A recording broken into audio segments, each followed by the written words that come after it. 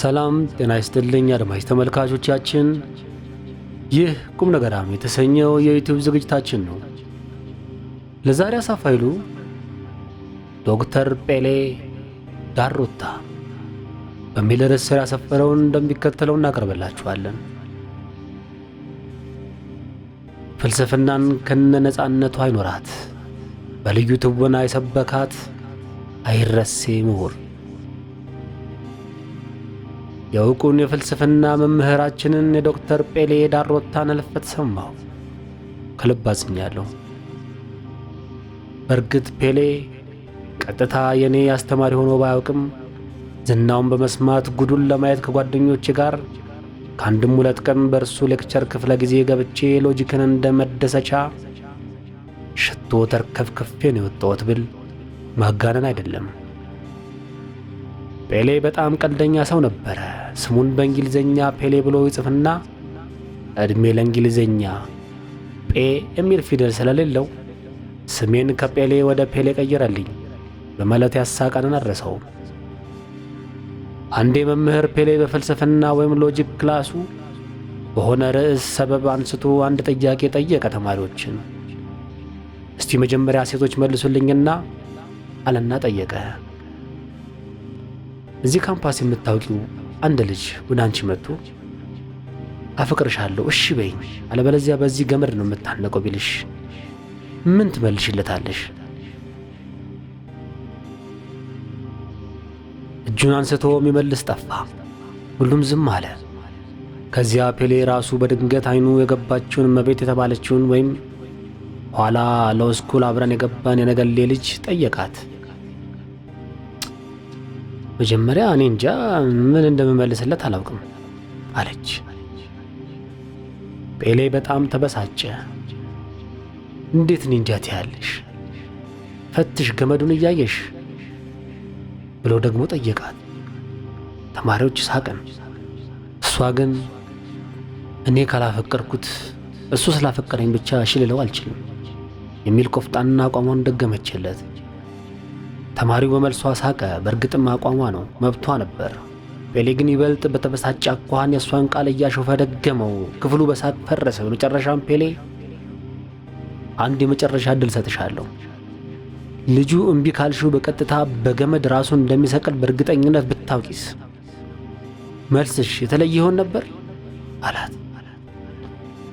ልጅት ግን ድርቅ ብላ ቀረች። ትንሽም እልህ የተጋባች ትመስል ነበረ ከመምህሩ ከፔሌ ጋር።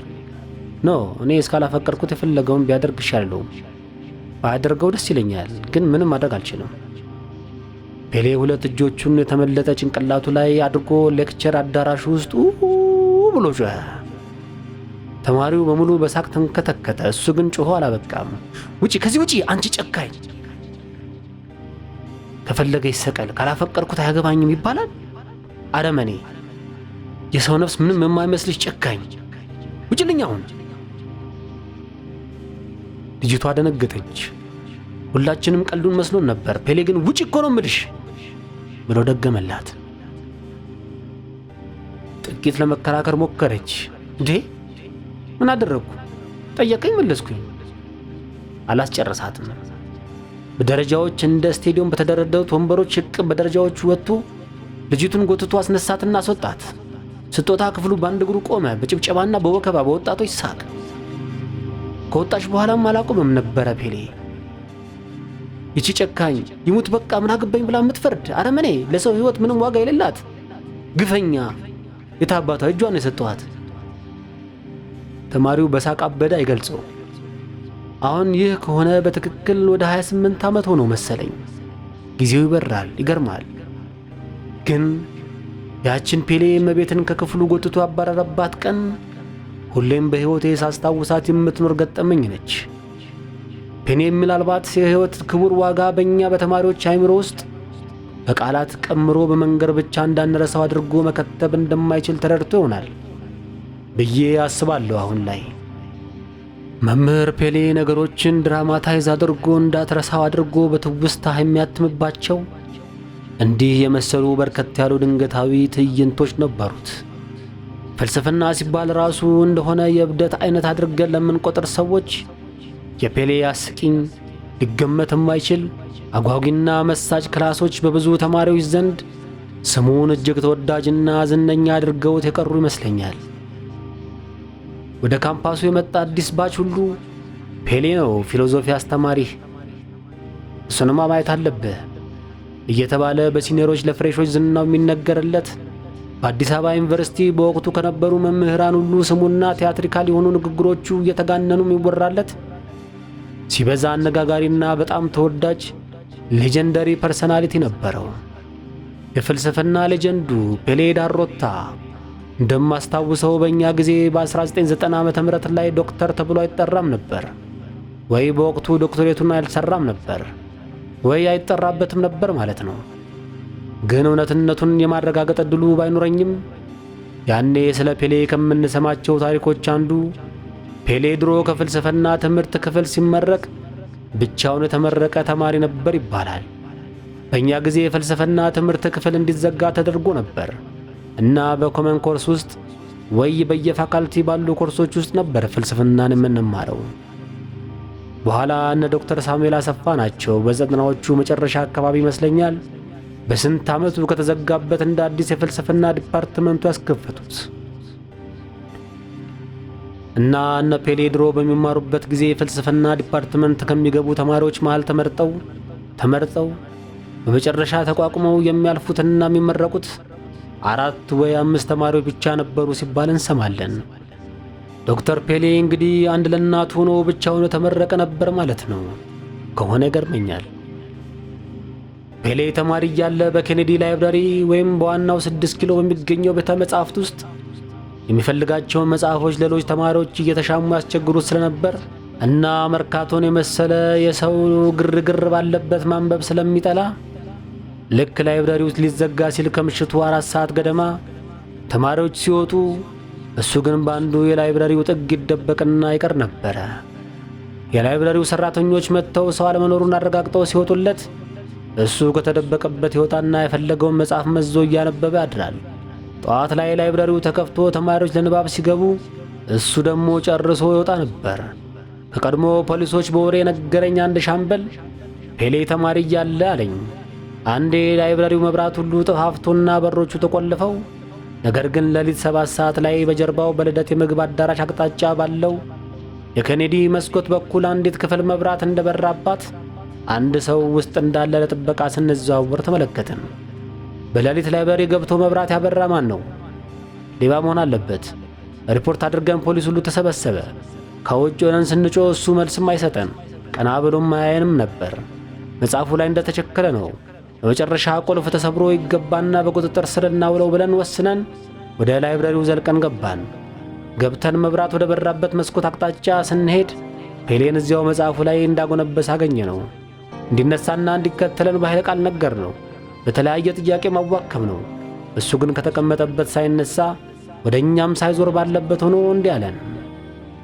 አንድ ጂኒየስ ፈላስፋ እያነበበ ነው። ምንም አልተፈጠረም፣ አትረብሹት። ይህን ሲለን ምን ማድረግ እንዳለብን ቸገረን። መታወቂያ እንዲሰጠን ማን እንደፈቀደለት ብዙ ነገር ጠየቅ ነው። መታወቂያውን አውጥቶ ወይም አሁንም ፊቱም ወደኛ ሳያዞር በአየር ላይ በእጁ ይዞ አሳየን። የፍልስፍና ተማሪ ነው። ተቀብለነው ተተነወጣን። ይህንና ይህን የመሰሉ የፔሌን ታሪኮች እየሰማን በሕይወት እንዳለ አንድ የምናብ የልብ ወለድ ዓለም ሰው አድርገን ነበር የምንመለከተው ፔሌን። ብዙ ጊዜ ፔሌን በ6 ኪሎ ካምፓስ ኤንሲአር በሚባለው ሕንፃ ካሉት የፍሬሽማን ጂዎች የመማሪያ አዳራሾችና የሎው ላውንጅ ወይም ብድር እየተባለ ከሚጠራው ዕድሜ ጠገብ በጽዶችና በትናንሽ የእንጨት ጎጆዎች የተሞላ ካፌቴሪያ መሃል ባሉት መንገዶች ላይ ያታጣውም ነበር። ሲያገኝህ በጣም በፈገግታ ሰላምታ ለመስጠትና ለማዋራት ምንም አይነት ቁጥብነት የሌለበት፣ ከተማሪዎች ጋርም ተግባቢና ጓደኛ እስከ መሆንም የደረሰ ነበር ፔሌ። ለምሳሌ የኛ የሎው ስኩል ልጅ ከነበረው ከታደሰ ቶርቶራ ጋር በጣም ሽርክ ጓደኞች ነበሩ። አብረው እየተቃለዱ ካፌ ሻይ ሲጠጡ ማየት ተማሪና አስተማሪን በዚያን ጊዜ ከአንዳንድ እንደ ቲያትር አርትስ ካሉ ዲፓርትመንቶች በቀር የተለመደ አልነበረም። ብዙ መምህሮች ለተማሪ ትሁቶች ቢሆኑም የዩኒቨርሲቲው የመሳፍንት ዘመን አስተሳሰብ ያረበበበት የጌቶችና የሎሌዎች መሰለ ድባብ በቀላሉ የሚሻገሩት አልነበረም። ለምሳሌ የመምህራን ካፌና የተማሪ ካፌ የተለየ ነበረ። ያንን አልፈው ወደ ተማሪ ካፌዎች የሚመጡ አልነበሩም ለማለት አይደለም። ግን ተማሪ ሆነ ከሌላ ስታፍ ጋር ካልሆንክ በቀር በመምህራን ካፌ ድርሻ አትላትም ነበር። የመምህራን ቢሮ የተከበረ ነው። ለተለየ ጉዳይ ካልሆነ በቀር ዘው ብለህ አስተማሪ ቢሮ መግባት ከባድ ነውር ተደርጎ ይቆጠር ነበር።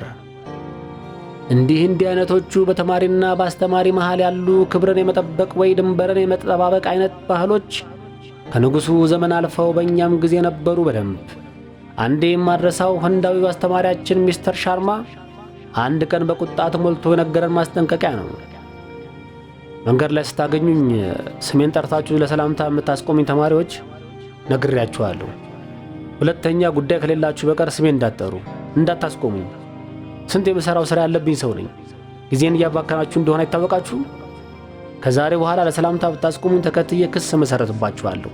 ተግባባን? መዓት ሳቅ። ሻርማ ፊት ለፊት በመናገርና በመናቆር ዝና ያተረፈ ግን በተማሪ ዘንድ እጅግ ተወዳጅና በችሎታውም የተደነቀ ለብዙ አስርተ ዓመታት በዩኒቨርሲቲው ያገለገለ ሌላኛው ዝነኛ መምህር ነበር።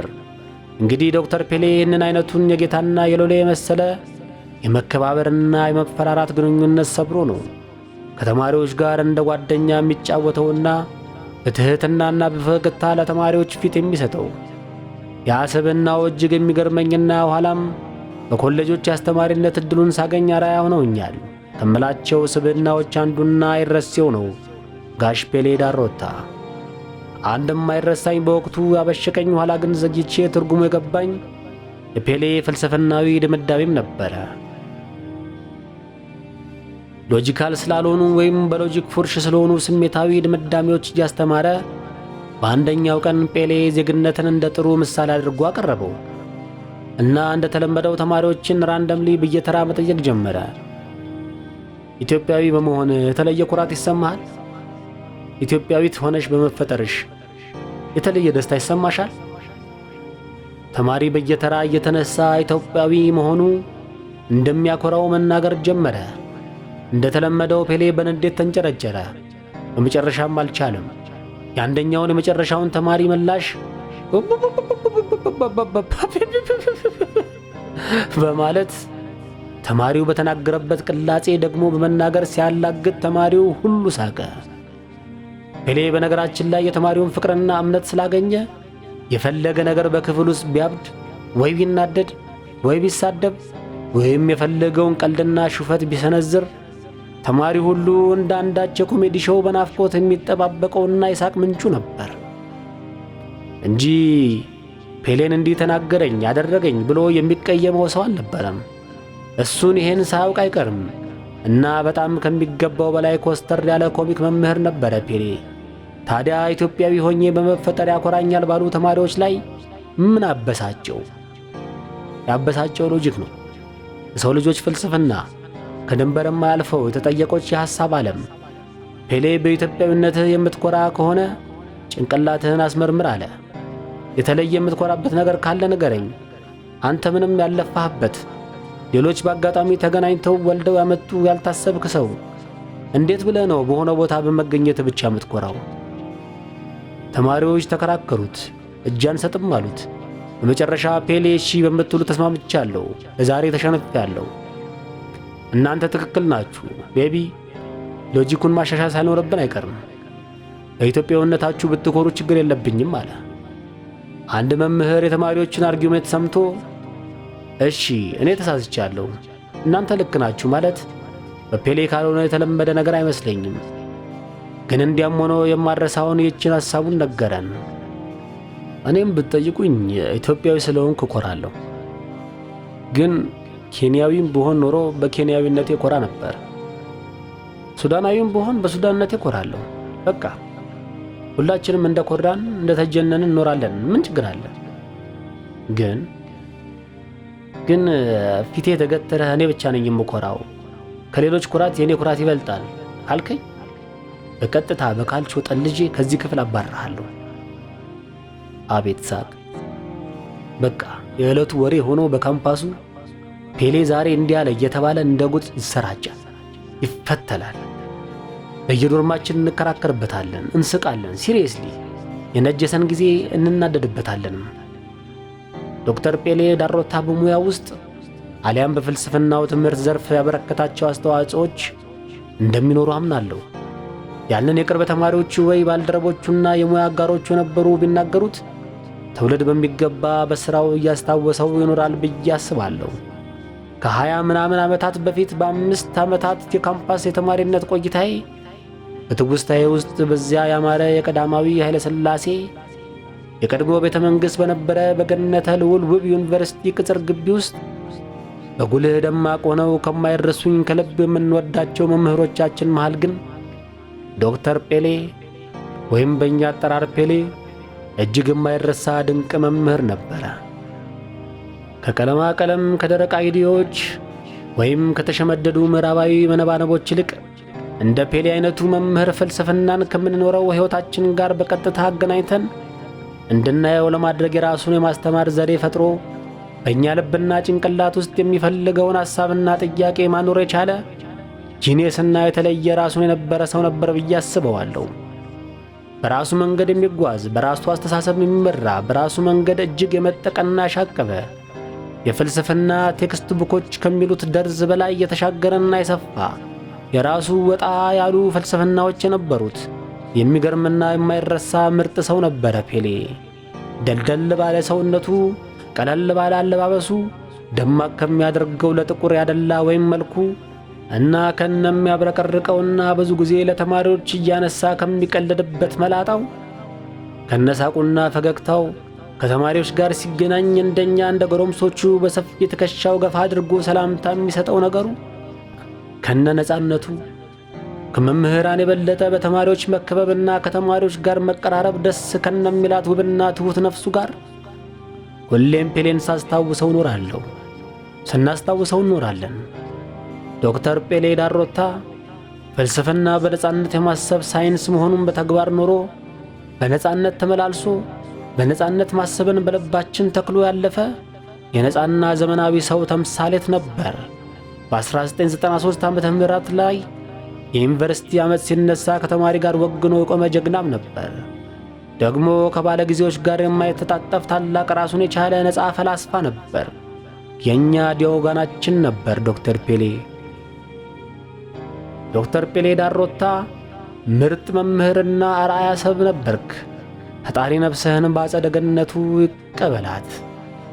ይህንን ስል ቢሰማኝ ጸሎቴን ይቀበለ ይሆን ወይስ ሲሞግተው አላውቅም።